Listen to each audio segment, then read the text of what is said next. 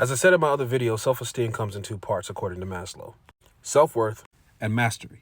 Here's a quick test to see where you fall in those two categories. You can use this to get an idea of where you fall overall in your self-esteem. On a scale of 1 to 100, rate your self-worth. I like myself. Rate it. I'm a worthwhile human being. Rate it. I'm comfortable with myself. Rate it. I don't question my self-worth. I'm pretty secure. Rate it. Dave Chappelle rapper. I have enough respect for myself. Rate it. Add them all up, maximum score of 500. See where you fall. Be honest. Nobody needs to know but you. The second category is mastery. On a scale of 1 to 100, rate yourself. I am highly effective in everything that I do. Rate it. I'm almost always able to accomplish whatever I set out to do. Rate it. I perform very well at many things. Rate it. Last two, I often fulfill my goals, and I deal well with challenges in my life. Now, as you go through each one of those, it's important to remember that over the course of a given day or a week or something, those values will go up and down. You want to decide about where you sit on average when you rank those numbers. For instance, in the terms of mastery, on my best day, I'll be like, 100 out of 100. I'm highly effective at whatever I do.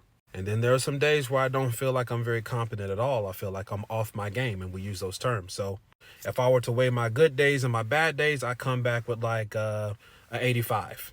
But in some other area, I might come in pretty low on average. Not to say I don't have good days, but maybe as I fluctuate up and down in life, it turns out the overall average, I might rank myself a little bit lower than I normally would compared to a good day.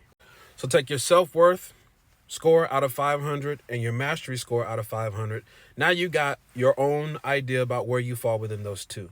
Add those two together, and that score out of 1,000, there you go. You got an idea of where your self-esteem sits. On average, knowing that it's like a buoy in the water, it can rise and fall depending on what you're going through. That way you just have a couple of different scores to see your high and your low and your midpoint. That's what I do. Now, when I'm mapping somebody's paradigm, I'm going to get an idea of how often they are stressed versus how often they are in the midpoint versus how often they're on a high. The primary reason is because depending on where they fall, more often than not, I'm going to be able to determine or kind of guesstimate their general commitment, their likelihood of following through. But another benefit is this. I'll be able to weight those scores according to where they sit to get an even better idea of where their esteem is. Now, I don't have to do this physical test. Usually I can read a person, but this is a good way to do it because sometimes like I might misread a person, or maybe they're controlling the way I think of them and not necessarily being fully honest. So this is just a good test. MarioWarren.com. Feel possible. Let me help you.